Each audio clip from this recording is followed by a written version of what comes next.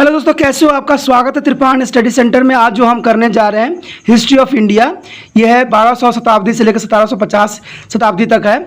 यह है BA first year semester जो है सेकंड है। हम आज जो करेंगे भक्ति आंदोलन के बारे में और सूफी आंदोलन के बारे में। ये चैप्टर बहुत इंपॉर्टेंट है और इसमें से एग्जाम में ज़रूर आता है, चाहे वो 12वीं क्लास हो चाहे बीए हो। ठीक है, ये बहुत इंपॉर्टेंट चैप्टरों में से हो, 11वीं क्लास में भी हो सकता है इसका। ठीक है, लेकिन चैप्टर स्टार्ट करने से पहले एक बात जो मैं हमेशा कहता हूँ, जिसको आपको विचार भी करना चाहिए और सोचना भी चाहिए, वो ये है कि जब भी वीडियो देखिए पूरा देखिए, क्योंकि अधूरा जानकारी सदैव खतरनाक होता है। साथ में एक इंपॉर्टेंट बात ये भी रहता है, अगर आप पहली बार वीडियो देख रहे हो तो लाइक शेयर सब्सक्राइब जरूर कर लीजिए। ठीक है, इसमें सब्सक्राइब करना आपके हित में है, क्योंकि अगर आप सब्सक्राइब कर लेते हो तो आपको जो है आपके भाई बहन जो भी रहेगा उनको 8th क्लास से लेके जो है बीए तक की सारी इन्फॉर्मेशन इस त्रिपाण स्टडी सेंटर में प्राप्त होगा। समय समय पर आपको जो है महत्वपूर्ण क्वेश्चन भी करवाई जाएगी, जैसे जैसे एग्जाम आएंगे वैसे भी जो है इंपॉर्टेंट क्वेश्चन डाला जाएगा। ठीक है, तो सब्सक्राइब कर लेने में आपकी भलाई है। अब चलिए देखते हैं हमारा जो है भक्ति आंदोलन और सूफी आंदोलन में क्या हमारे लिए आज है। सबसे पहला टॉपिक जो हमारा आता है भक्ति आंदोलन की उत्पत्ति के कारण। देखिए दोस्तों, भक्ति आंदोलन जो था बहुत इंपॉर्टेंट था, क्योंकि जिस समय भक्ति आंदोलन की उत्पत्ति हुई उस समय जो था चारों तरफ अराजकता फैली हुई थी। ठीक है, चारों तरफ लोग जो थे भोग विलास में पड़े हुए थे। तो देखते हैं भक्ति आंदोलन की उत्पत्ति का कारण क्या था। पहला कारण तो यही बनता है कि हिंदू धर्म की बुराइयाँ, इवल ऑफ हिंदुइज्म। ऋग्वैदिक काल में हिंदू धर्म बहुत ही पवित्र तथा सदा होने के कारण अपने उत्कर्ष पर था। इसकी शिक्षाओं ने न केवल भारतीय अतुल विदेश भी प्रभावित हुआ बिना रह सका, परंतु धीरे धीरे इस धर्म में कर्मकांडों का अंधविश्वास ने अपना प्रभुता बना लिया। लोग एक ईश्वर की पूजा को भूलकर अनेक देवी देवताओं की पूजा करने लग गए थे। इसके अतिरिक्त उन्होंने पत्थरों, वृक्षों, सांपों, नदियां आदि की भी पूजा आरंभ कर दी थी। वे व्यर्थ की रीति रिवाज एवं जादू टोनों में विश्वास करने लग गए थे। ब्राह्मण लोगों का सही मार्गदर्शन करने के अपेक्षा स्वयं भोग विलास में डूब गए थे। ब्राह्मण लोगों का उस समय ये कर्तव्य था कि जो व्यक्ति ऐसे भोग विलास में पड़े हुए हैं उनके सही मार्गदर्शन करना, लेकिन जो ब्राह्मण लोग थे वो भी खुद ही भोग विलास में पड़ गए थे और अपना जीवन जो है भोग विलास में बिताने लग गए। ठीक है, इसकी वजह से क्या हुआ, उनके उद्देश्य धर्म के नाम पर लोगों का किसी न किसी बहाने शोषण करना था, यानी सिर्फ लोगों को शोषण करने लग गए थे। भक्ति आंदोलन के नेताओं ने हिंदू धर्म में व्याप्त अंधविश्वासों को दूर करने और लोगों का एक नया प्रकाश दिखाया, क्योंकि भक्ति आंदोलन ही था जिसने लोगों को सही मार्गदर्शन करवाया और जीवन के सही मूल्य को भी समझाया। उसके बाद था इस्लाम से खतरा, डेंजर फॉर द इस्लाम। कहते हैं मध्यकाल में भारत में इस्लामों का शासन था। इस मुस्लिम आक्रमणकारियों ने भारत में हिंदुओं पर जो अत्याचार किए उन्हें बलपूर्वक इस्लाम में सम्मिलित किया गया। जैसे कि आपको पता ही है कि इस समय जो था मुगलकालीन साम्राज्य चलता था, तो इसमें जो था भारत में मुस्लिम जो सशक्त थे उनके काफ़ी जो है दबदबा था। उनके मंदिर मूर्ति और साहित्य को नष्ट कर दिया गया था। इससे हिंदू संस्कृति गहरा घात लगा था। उन्होंने सारे जो हिंदू के मंदिर थे, मूर्तियाँ थे, साहित्य थे, सबको नष्ट कर दिया था। दूसरी ओर हिंदू समाज में निम्न जाति से बड़ी घृणा की जाती थी। जब इस्लाम में सभी से सम्मान व्यवहार किया जाता था उस समय इस्लाम धर्म बहुत सादा था। इसमें व्यर्थ की रीति रिवाजों के लिए कोई स्थान नहीं था। इन कारणों से भी बहुत से हिंदू विशेष रूप से जो है निम्न धर्मों से संबंधित हिंदू इस्लाम में सम्मिलित होने लग गए। तो हिंदू ने भी अपना देखा कि यहाँ खतरा है, तो उन्होंने भी क्या किया, वो मुस्लिम धर्म में सम्मिलित होने लग गए थे। इसे हिंदू धर्म के अस्तित्व को एक बहुत बड़ा खतरा उत्पन्न हो गया था। इस खतरे को समाप्त करने तथा हिंदू धर्म की सुरक्षा के लिए भक्ति आंदोलन जो थी आरंभ की गई। उसके पश्चात था सूफी मत का प्रभाव। इस काल में सूफी मत ने भी भक्ति आंदोलन को बहुत प्रभावित किया था। सूफी संतों ने ईश्वर की एकता, प्रेम, गुरु भक्ति और मानवीय सेवा पर अत्यधिक बल दिया था। उनके सिद्धांत हिंदू धर्म तथा भक्ति लहर से मिलते जुलते थे। इस प्रकार हिंदू मुसलमान सामान्यता का जन्म हुआ। उसके बाद था जाति प्रथा। आपको पता है कि इस समय जो हमारे धर्म में बहुत से जो थे जाति प्रथा ने जन्म ले लिया था। ठीक है, प्राचीन काल से ही भारतीय समाज ब्राह्मण, क्षत्रिय, वैश्य और शूद्र आदि 4 वर्णों से बटा हुआ था, क्योंकि हम पहले जानते हैं कि पहले 4 वर्ण हुआ करते थे, ब्राह्मण, क्षत्रिय, वैश्य और शूद्र। ठीक है, और इनके वजह से मध्यकाल में इन प्रमुख जातियों के साथ साथ कई उपजाति भी जो है अस्तित्व में धीरे धीरे आने लग गई थी। इन जातियों के आपस में बनती नहीं थी। उच्च जाति के लोग निम्न जाति के साथ जो है बहुत दुर्व्यवहार करते थे। इन व्यवहार के तंग आकर निम्न जाति के लोग इस्लाम की ओर आकर्षित होने लग गए, क्योंकि वो समझते थे कि अब इस जाति में रहना उनके लिए सही नहीं है। इसलिए उन्होंने इस्लाम धर्म को अपनाना शुरू कर दिया। भक्ति आंदोलन के संतों के लिए यह बहुत बड़ी चुनौती भी थी कि किस प्रकार जो है भारतीय समाज में समानता पैदा किया जाए। अंततः जाति प्रथा की समस्या भी जो है भक्ति आंदोलन के उदय का प्रमुख कारण भी बनी, क्योंकि चारों तरफ अराजकता फैली हुई थी। हिंदू जो थे ऊंच नीच बीच के भेदभाव में व्यस्त थे, जिसकी वजह से बहुत से हिंदू जो थे अपना धर्म को त्याग करके दूसरे धर्म में जाने लग गए थे। उसके बाद था महान सुधारकों का जन्म। कहते हैं ना कि अगर बुराई फैलती है तो बहुत से सुधारक भी होते हैं जिनका जन्म होता है। तो कहते हैं कि मध्यकालीन भारत के विभिन्न भागों में कई महान जो है सुधारक को जन्म भी लिया। इसमें आचार्य शंकराचार्य, रामानुज, रामानंद, चैतन्य महाप्रभु, नामदेव, जयदेव, कबीर, गुरु नानक देव जी आदि के नाम जो है विशेष उल्लेखनीय है। उन्होंने हिंदू धर्म में प्रचलित जो घृणा बुराइयों का जोरदार शब्दों में खंडन भी किया तथा लोगों को एक नया मार्गदर्शन भी दिखाया। इन सुधारकों ने भक्ति आंदोलन के जन्म तथा विकास में महत्वपूर्ण जो है भूमिका अदा किया। उसके पश्चात हमारा भक्ति आंदोलन के जो है विशेषताएं। देखिए, भक्ति आंदोलन की कुछ विशेषता भी थी। कहते हैं ना, कुछ बुराई होती है तो कुछ विशेषता भी होती है हर चीज़ों का। तो इसमें भक्ति आंदोलन की मुख्य विशेषताओं में से था एक, ईश्वर में विश्वास रखना। जितने भी संत थे, जितने भी कवि थे, जितने भी भक्ति आंदोलन के प्रमुख संत थे, उनका एक ही विश्वास था कि एक ईश्वर में विश्वास रखना। तो faith in the one God. भक्ति आंदोलन के सभी प्रचारकों ने एक परमात्मा की भक्ति पर बल दिया है। उनके अनुसार राम, कृष्ण, अल्लाह, खुदा इत्यादि एक ही परमात्मा के कई नाम हैं। ठीक है, परमात्मा की सर्वव्यापक और सर्वशक्तिमान है। वही संसार की रचना करने वाला और इसका पालन करता है और विनाश करने वाला भी है। ऐसी शक्तियों को किसी अन्य देवी देवताओं को प्राप्त नहीं है। उनकी परमात्मा के साथ कोई तुलना भी नहीं की जा सकती। वो परमात्मा के सामने इस प्रकार जैसे सूर्य के सामने दीपक है, उस तरह से लगता है। इसलिए हमें केवल एक ही ईश्वर की पूजा करनी चाहिए और उसी को ही परम सत्य मानना भी चाहिए। ये जो था एक ईश्वर में विश्वास के कारण थे। उसके बाद था गुरु में विश्वास। कबीर, नामदेव और गुरु नानक देव जी इत्यादि भक्तियों से मुक्त प्राप्त करने के लिए गुरु का होना आवश्यक बताया था। गुरु भक्ति के मार्ग पर चलने का ढंग बताया था। गुरु नानक देव जी ने गुरु को प्रभु तक पहुंचने वाली सीढ़ी बताया था। ठीक है, गुरु मनुष्य को अंधेरे से प्रकाश की ओर ले जाता है। सच्चा गुरु का मिलना कोई सरल कार्य नहीं होता है। प्रभु की कृपा के बिना मनुष्य के गुरु की प्राप्ति नहीं हो सकती है। गुरु से अभिप्राय किसी मानवीय गुरु से नहीं है। सच्चा गुरु यानी परमात्मा स्वयं, जो सब द्वारा शिक्षा देता है। देखिए, ये बात तो बहुत ही जरूरी भी है, इंपॉर्टेंट बात भी बताई गई है कि गुरु जो होता है सर्वव्यापी होता है। वो किसी भी बच्चे को बड़े से बड़ा ज्ञानी और सबसे मूर्ख भी बना सकता है। तो गुरु का महत्व का यहाँ पर बहुत ही महत्वपूर्ण योगदान है। आपने देखा होगा कई कहानियों में भी कि गुरु के प्रशिक्षण से जो है व्यक्ति राजा से राजा बन गए। ठीक है, इसमें जो है इतिहास भी गवाह है कि चंद्रगुप्त मौर्य जो थे, चाणक्य जो गुरु की सहायता लेके वो सम्राट बन गए। तो ऐसे बहुत से गुरु हैं जिनकी महानता का कोई इसमें बखान नहीं। आपने विजयनगर की कहानी भी सुना होगा, पढ़ा होगा चौथे चैप्टर में।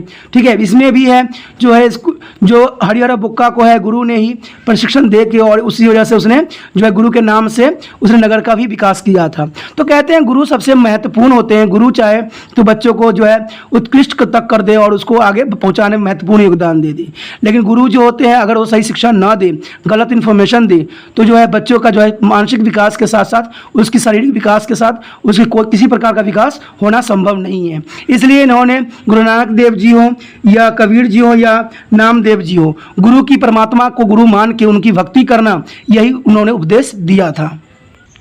उसके पश्चात था आत्मसमर्पण यानी सेल्फ सरेंडर करना। भक्ति आंदोलन के प्रचारकों के अनुसार मनुष्य को अपना सब कुछ उस परम आत्मा पिता परमेश्वर को समर्पित कर देना चाहिए। प्रभु के दया से मनुष्य को सभी बिगड़े हुए कार्य संपन्न हो जाते हैं और वह मोक्ष प्राप्त कर लेता है। परंतु परमात्मा समर्पण के लिए मनुष्य को काम, क्रोध, लोभ, मोह और अहंकार नाम के 5 अवगुणों को दूर कर रहना चाहिए। गुरु नानक देव जी ने उचित ही कहा था कि आप पाइए जा साहू पाइए, यानी इन्होंने यही बात क्लियर बताया था कि अगर परमात्मा को आपको प्राप्त करना है तो आपको मोह, काम, क्रोध, लोभ और अहंकार को त्याग करना पड़ेगा। उसके पश्चात था कि पवित्र जीवन पर बल। भक्ति प्रचारकों ने लोगों के पवित्र जीवन व्यतीत करने की प्रेरणा दी। उनका कहना था कि मनुष्य को सदैव सत्य बोलना चाहिए, उन्हें निर्धनों और दुखियों की सहायता करनी चाहिए, उन्हें ईमानदारी से आजीविका अर्जित करनी चाहिए। कबीर जो है गुरु नानक देव जी इत्यादि भक्त संसार का त्याग करने के पक्ष में नहीं थे। उन्होंने गृह अवस्था आश्रम को स्वच्छता बताया। वह अंजन में निरंतर और गृहस्थ में रहते हुए पवित्र जीवन व्यतीत करने के पक्ष में थे। वो सामाजिक कर्तव्य के पालन को मोक्ष प्राप्ति का साधन मानते थे, क्योंकि कहा जाता है ना कि जो व्यक्ति जो है अपना कर्म के साथ जो है जीवन यापन करता है, सच्चा भक्त वही होता है। उसके पश्चात हिंदुओं और मुसलमानों को इकट्ठा करने का यत्न। इसमें ये बात कोई दूर की बात नहीं रहा कि मुसलमान द्वारा हिंदुओं को जो है बलपूर्वक मुसलमान बनाए जाने के कारण दोनों के परंपरा संबंधों में भारी परिवर्तन आ गए थे। दोनों एक दूसरे को घृणा की दृष्टि से देखने लग गए थे। इन दोनों धर्मों के परंपरा मतभेद को दूर करने के लिए कबीर और गुरु नानक देव जी ने बहुत यत्न किए।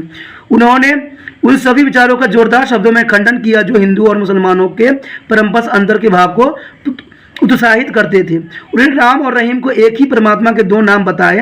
उन्होंने बताया कि हिंदू और मुसलमान दोनों ही परमात्मा की रचना है, ठीक है। और गुरु नानक देव जी का ये साफ कहना था, न को हिंदू न को मुसलमान, यानी उनका विचार था कि हिंदू हो चाहे मुस्लिम हो, सारे धर्म जो है एक समान है, ठीक है। इसलिए किसी भी धर्म के प्रति हमें जो है अपमान नहीं करना चाहिए, सभी धर्मों को हमें साथ लेके चलना चाहिए। ये गुरु नानक देव जी का परम वचन था। उसके पश्चात था सामान्य जन की भाषण में प्रचार। देखिए, भक्ति आंदोलन के प्रचारकों ने सामान्य जन की भाषा में अपना प्रचार किया था। वो जिस क्षेत्र में जाते थे उसी भाषाओं का ही प्रयोग करते थे। वो लोगों को स्पष्ट रूप से समझाना चाहते थे, इसलिए वो भाषा का ही प्रयोग करते थे। वो केवल संस्कृति भाषा की पवित्रता में विश्वास नहीं रखते थे। उनके अनुसार परमात्मा की भक्ति किसी भी भाषा में की जा सकती है। उन्होंने अपने उद्देश्य के लिए हिंदी, पंजाबी, मराठी, बंगाली, गुजराती इत्यादि प्रदेशी भाषाओं का भी प्रयोग जोरदार शब्दों में किया, क्योंकि वो सभी को एक सामान्य मानते थे। और ये नहीं कहते थे कि जो है ईश्वर की भक्ति सिर्फ संस्कृति के छंदों में ही हो सकती है। ईश्वर की भक्ति तो मन से की जाती है, दिल से की जाती है, चाहे वो किसी भी भाषा में हो, इसका कोई भी अर्थ नहीं होती है। उसके बाद था जाति प्रथा में अविश्वास। जाति प्रथा हिंदू समाज को एक घून की भांति भीतर से खोखली करती जा रही थी। हिंदू जातियों के साथ बड़ा ही दुर्व्यवहार किया करते थे। उनके ऊपर कई प्रकार के प्रतिबंधित लगाए गए थे। भक्ति आंदोलन के प्रचारकों ने जाति प्रथा का जोरदार शब्दों में खंडन किया। उनके अनुसार प्रत्येक मनुष्य भी परमात्मा का प्रकाश विद्वान है, इसलिए सभी मनुष्य सामान्य हैं। मनुष्य को मोक्ष उनके कर्मों के अनुसार मिलेगा, न कि जाति के अनुसार। जाति प्रथा का समाप्त करने के उद्देश्य से गुरु नानक देव जी ने लंगर प्रथा का भी आरंभ किया था। इसमें सभी जाति के लोग इकट्ठे मिलकर लंगर पकाते हैं और खाते हैं। इसमें जो है डॉक्टर जी.सी. नंगर ने साफ शब्दों में कहा था कि यह प्रथा जाति के बंधनों को तोड़ने के लिए शक्तिशाली शस्त्र प्रमाणित भी हुआ, और आज भी जो है इसी प्रथा का जो है लोग पालन भी करते हैं। उसके पश्चात मूर्ति पूजा में अविश्वास। भक्ति आंदोलन के प्रचारकों ने मूर्ति पूजा के विरोध प्रचार किया था। भक्ति कबीर जी ने एक दोहे में कहा है कि यदि पत्थर पूजने से परमात्मा मिल सकता है तो वो पर्वत की पूजा करेंगे। गुरु नानक देव जी का भी कहना था कि मूर्ति के पूजने से कुछ प्राप्त नहीं हो सकता है। जब इन मूर्तियों को पानी में फेंक दिए जाते हैं तो डूब जाती है। तो जो मूर्ति अपनी रक्षा नहीं कर सकती है वो मनुष्य की भव सागर से पार कैसे उतार सकती है। तो ये बात भी जो है गुरु नानक देव जी के सत्य ही है, क्योंकि उनका विचारधारा जो था मूर्ति पूजन के खंडन करना था।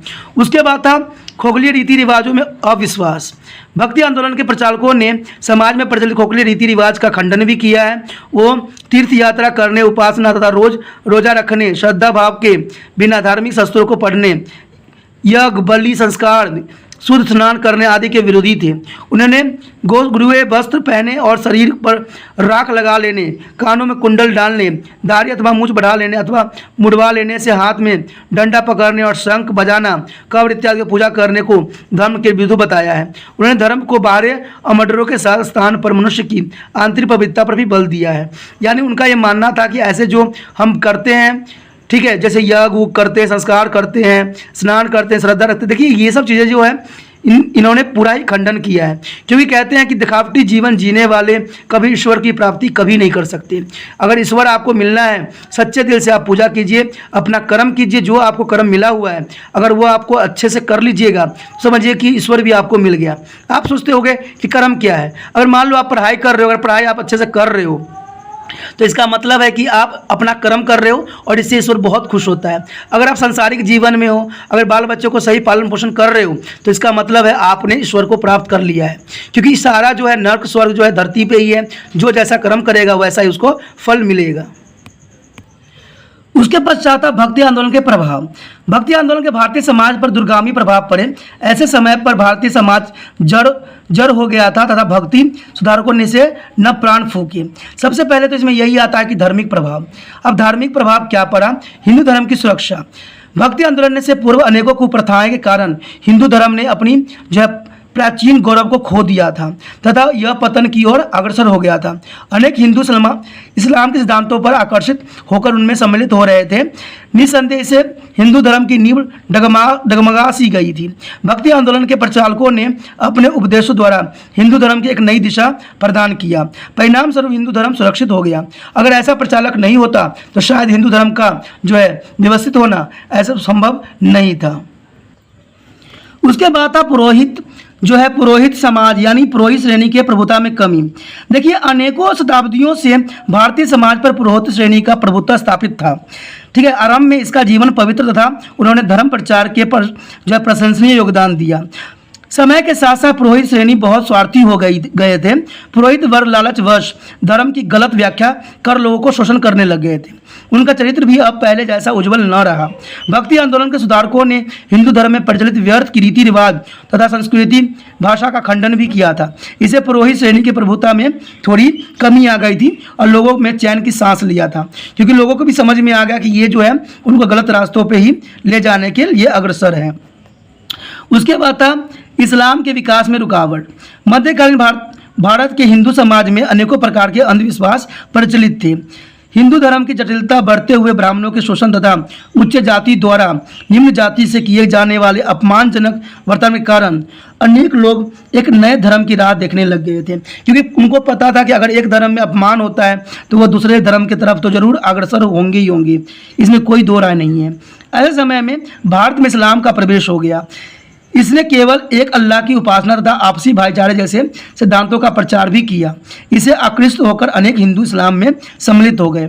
बाद में भक्ति आंदोलन के सुधारकों ने हिंदू धर्म को एक नई दिशा प्रदान की और इससे इस्लाम विकास में रुकावट उत्पन्न हो गई, क्योंकि इनके प्रयत्नों की वजह से ही जो है इस्लाम धर्म आगे नहीं बढ़ पाई और जो है हिंदू का अस्तित्व बना रहा।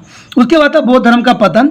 हिंदू धर्म में प्रचलित दोषों के कारण तथा बौद्ध धर्म की सादगी के कारण अनेक हिंदू इस धर्म में सम्मिलित हुए। बाद में जो है बौद्ध धर्म में भी अनेकों कुप्रथाएं प्रचलित हो गई तथा भक्ति आंदोलन के कुछ सुधारकों ने हिंदू धर्म के प्राचीन धर्म को गौरव को पुण्य स्थापित किया। इससे है बौद्ध धर्म के विकास को एक नया गहरा धक्का भी लगा। देखिए, कोई भी धर्म होता है सिर्फ सादगी सिखाता है, न कि कुप्रथाओं के चक्की में पिसना सिखाता है। कहते हैं कि कोई एक नया धर्म बनता है तो उसमें के साथ बहुत सी कुप्रथाएं भी होती है।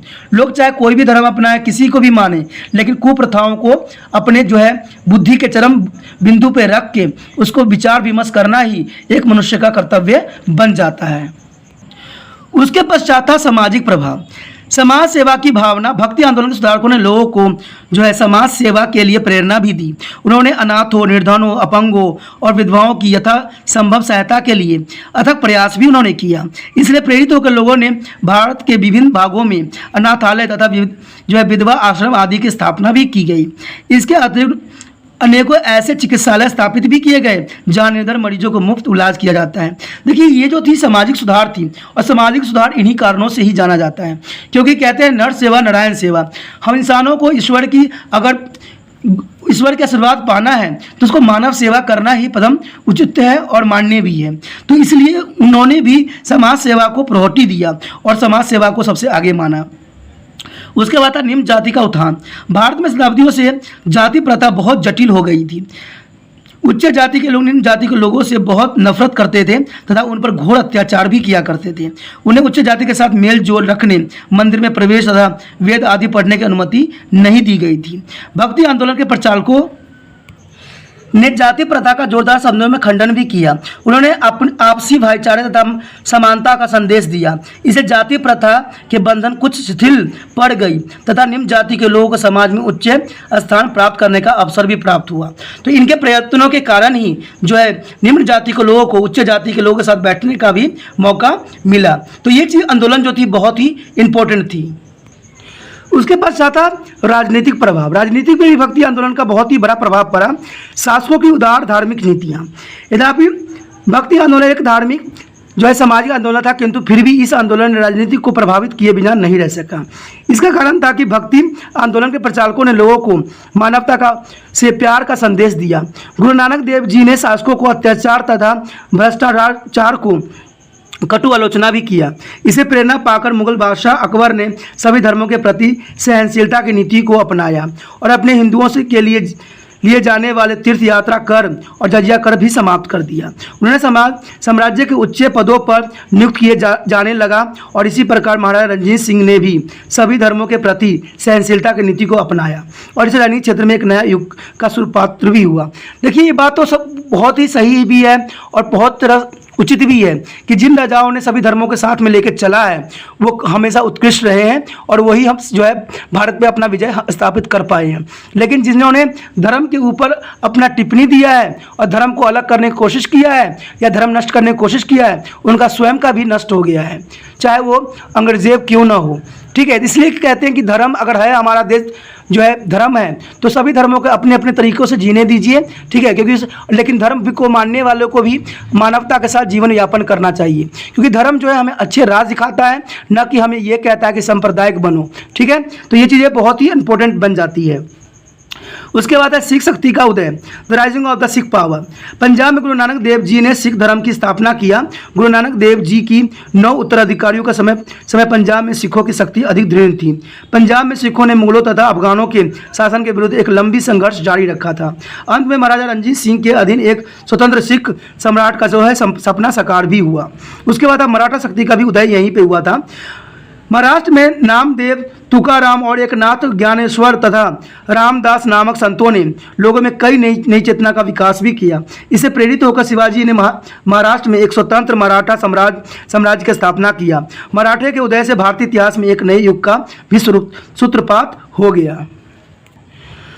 उसके बाद था साहित्य तथा कला का प्रभाव। देखिए, साहित्य का विकास भक्ति आंदोलन के प्रचारकों ने अपने उपदेश स्थानीय भाषा में दिए गए थे। इसमें हिंदी, मराठी, पंजाबी, गुजराती, बंगाली आदि भाषाओं के विकास को एक नया उत्साह भी मिला।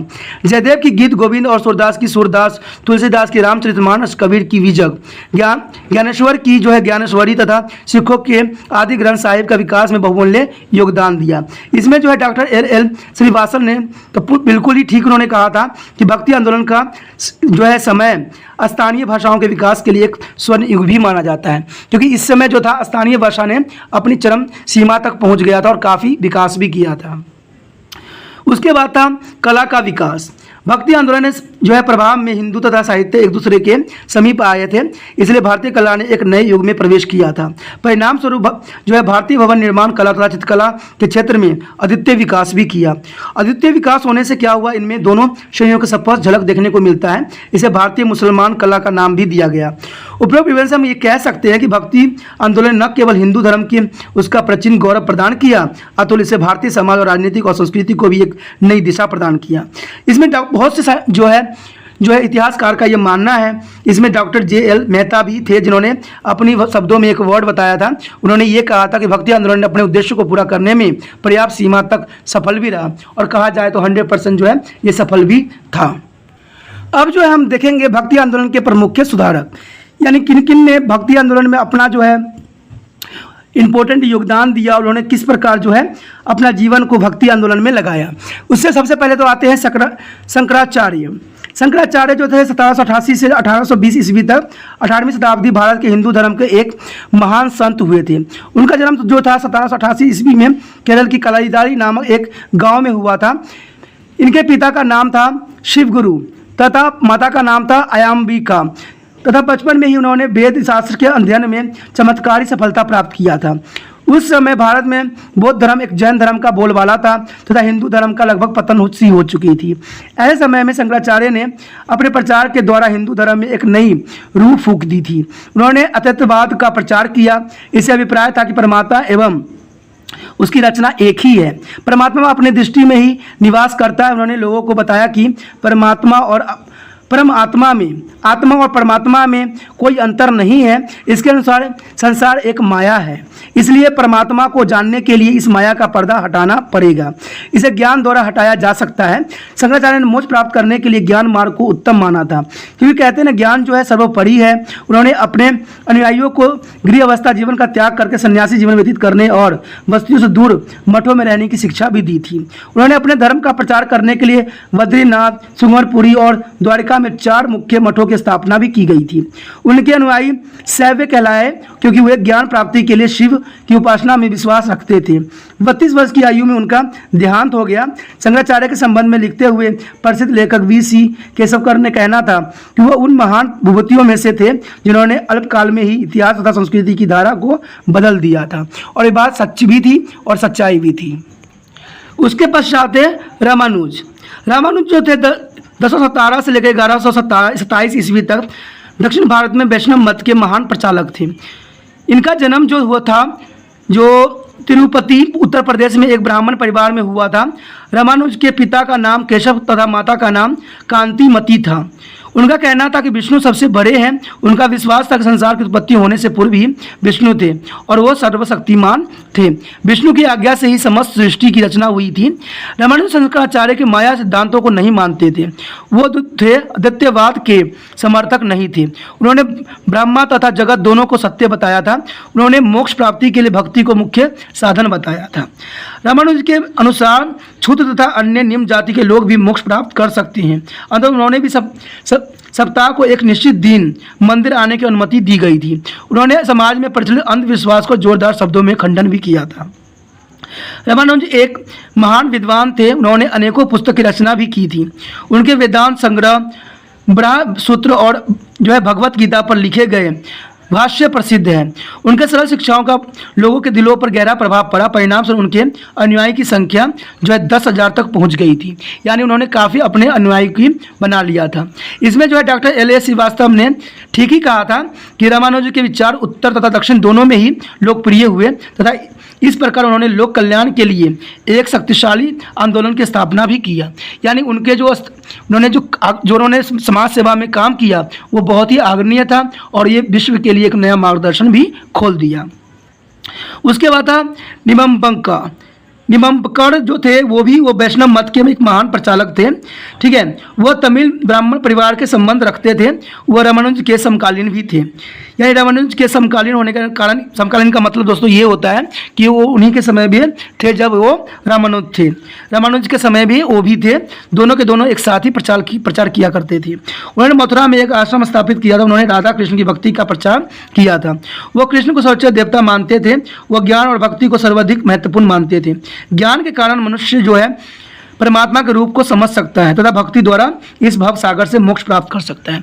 देखिए, परमात्मा को समझने के लिए सभी जो है महापुरुषों ने एक ही बात दिया है कि परमात्मा को अगर समझना है तो ज्ञान रूपी जो है बीज को अपने दिमाग में डालना पड़ेगा।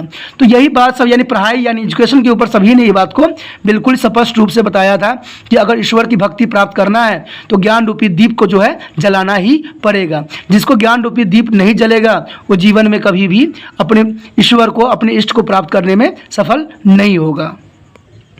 उसके पश्चात था माधव। दक्षिण भारत में कृष्ण भक्ति को प्रचार करने वाले भक्तों में माधव का नाम सबसे प्रसिद्ध था। वे कर्नाटक के रहने वाले थे। उन्होंने 13वीं शताब्दी में वैष्णव मत का प्रचार भी किया था।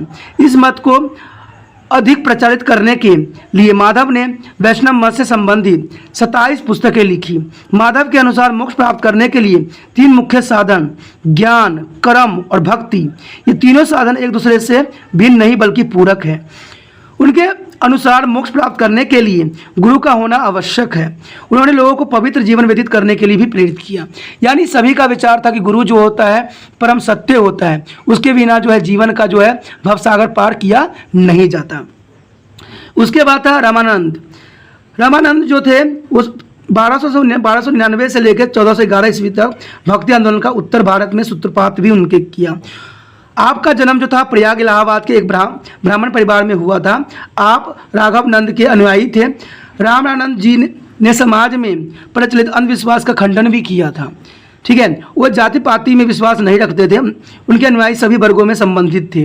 इसलिए रामानंद जी के अनुयायियों को अवधूत अर्थात बंधनों से मुक्त कहा जाता था। रामानंद जी ने स्त्रियों को भी अपने मत में सम्मिलित कर उन्हें पुरुषों के समान अधिकार भी दिए थे। उन्होंने अपने प्रचार के लिए हिंदी भाषा का भी प्रयोग किया था। इस कारण उनके उपदेश जनसाधारण में बहुत भी लोकप्रिय भी हुआ। उन्होंने भारत के विभिन्न भागों को भ्रमण भी किया। उनके उपदेश से प्रभावित होकर बड़ी संख्या में लोग उनके अनुयायी बन गए। इसमें कबीर जी, रविदास जी के नाम सर्वाधिक व्याख्यात है। यानी कबीर जी और रविदास जी भी इनके रामानंद विवेकानंद जी के अनुयायी बन गए और उनसे ज्ञान प्राप्त करके अपने आप को भी जीवन उन्होंने धन्य बनाया।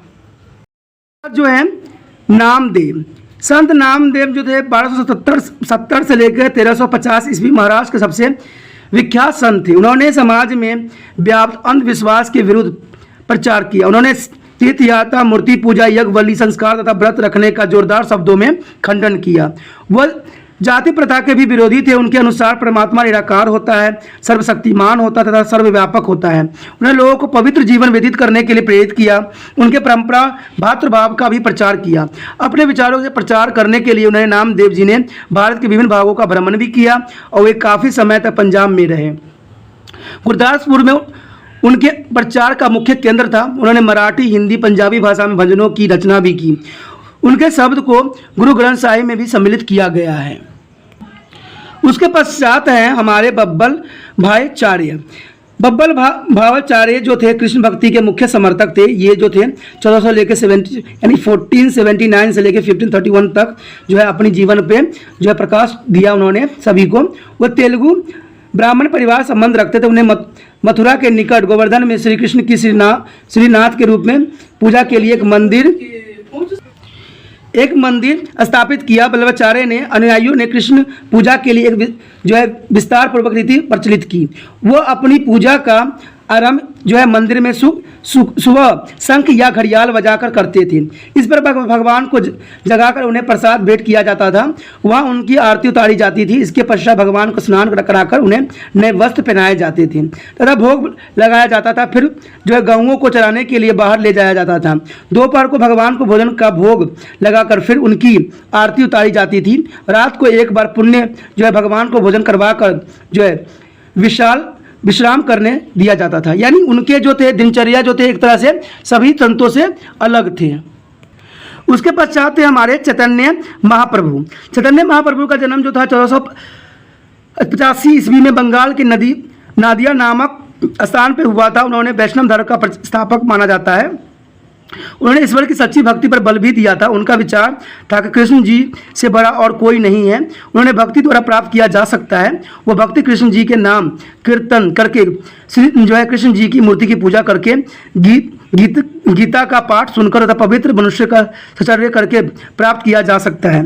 चैतन्य महाप्रभु ने जाति पात का खंडन किया तथा परम जो भातृभाव पर बल दिया। उनके बहुत से अनुयायी निम्न वर्गों के संबंधित भी थे। उन्होंने कीर्तन प्रथा प्रचलित किया।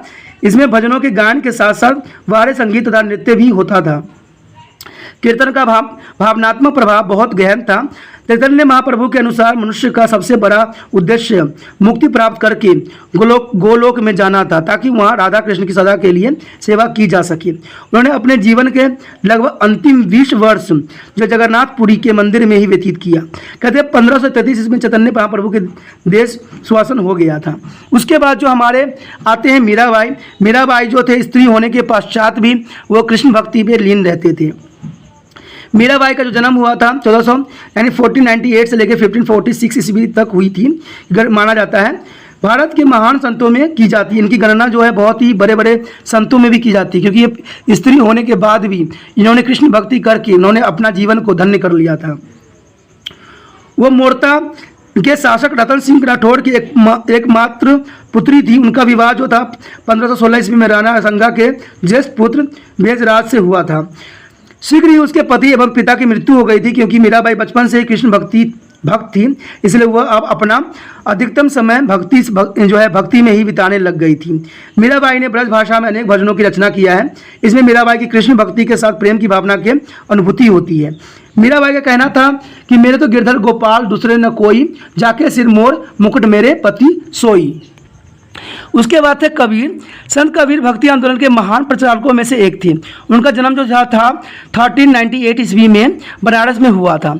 कबीर जी का जन्म एक हिंदू परिवार में हुआ था, परंतु उनका पालन पोषण एक मुस्लिम परिवार में हुआ था।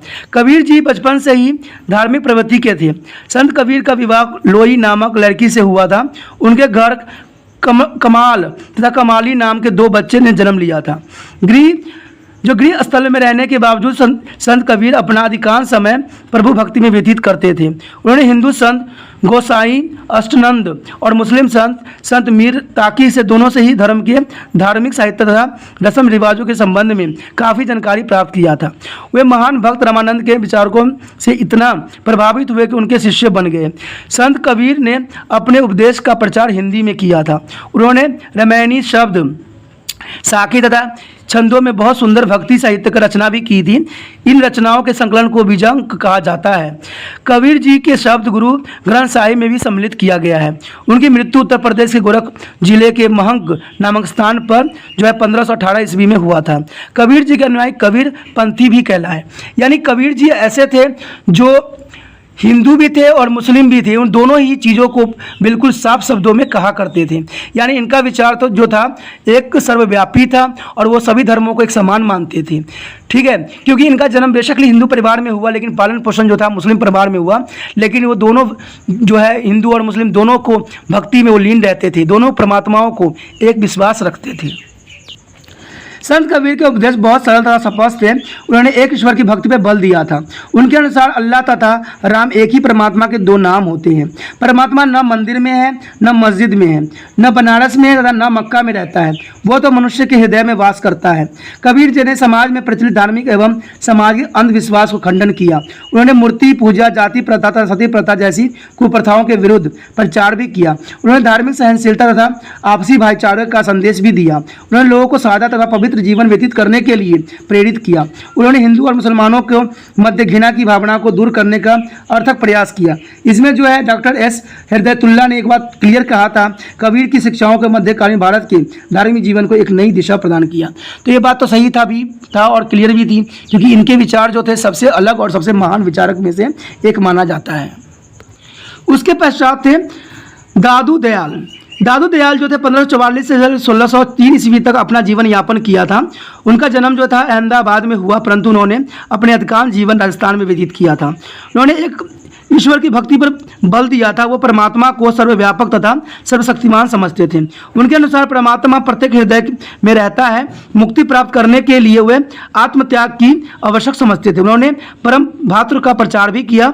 वो हिंदू मुसलमान एकता के समर्थक थे। वो धर्म के बाहर जो अवंडरों के विरुद्ध उन्होंने प्रचार भी किया और लोगों को जो बाहर अवंडर करते हैं उनसे उनको बचने के लिए भी कहा।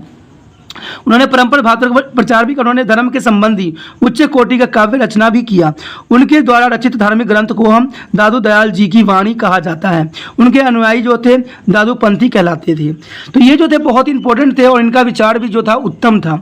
उसके बाद हमारे जो थे गुरु नानक देव जी थे, जो कि धर्म प्रचार में इन्होंने बहुत ही महत्वपूर्ण योगदान दिया था।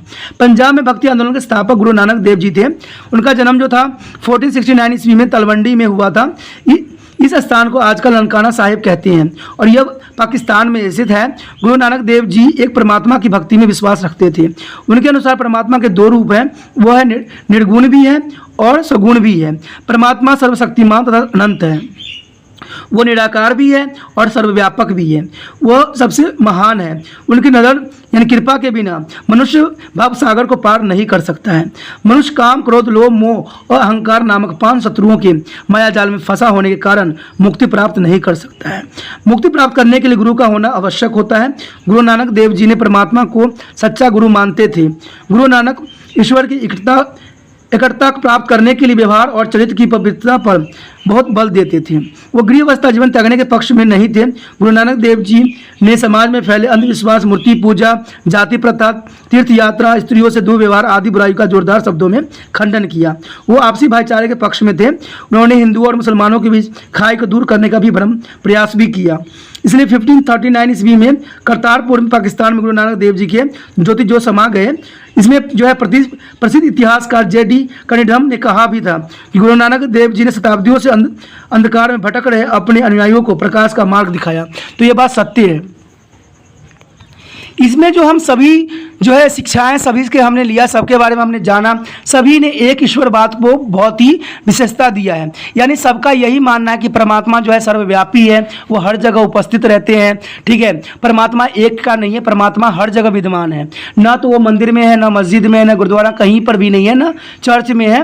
ठीक है, नहीं शायद धर्म कहीं भी नहीं है, वो तो सर्वव्यापी है, वो हर जगह जो है उपस्थित है और उसके जैसा इस संसार में कोई नहीं है। चाहे गुरु नानक देव जी हो, चाहे किसी ने भी जो है परमात्मा को एकात्व दिया है, यानी परमात्मा को एक माना है और परमात्मा हर जगह विद्यमान है। सभी ने कुछ ना कुछ जो है हमारे समाज में फैले हुए बुराइयों का जोरदार शब्दों में खंडन किया है। इसी के साथ जो है हमारा भक्ति आंदोलन का पाठ जो है खत्म हो जाता है।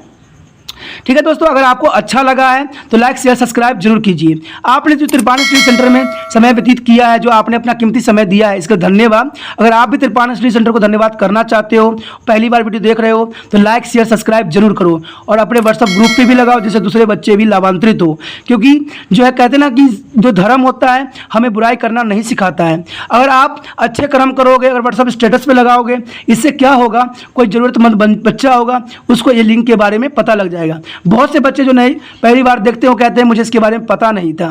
तो आप भी जो है सच्चे कर्मों में मेरा साथ दें और इसको व्हाट्सएप स्टेटस पे लगाएं, जिससे दूसरे बच्चे भी लाभान्वित हो। सोचिए मत, विचार मत कीजिए इतना अधिक, क्योंकि अच्छे कामों में विचार करने की जरूरत नहीं है। क्योंकि त्रिपाणी स्टडी सेंटर जो है 8th 9th 10th 11th 12th CBSE के सारे सिलेबस को कवर करता है, प्लस NIOS बोर्ड को भी कवर करता है, प्लस पंजाब यूनिवर्सिटी के जो है चैप्टर आर्ट्स के उसको भी कवर करता है। तो सोचिए, विचार मत कीजिए, आपके साथ जो है हमारे कई सालों तक नाता रहेगी। अभी सब्सक्राइब कीजिए। ओके दोस्तों, अपना ध्यान रखना, बाय।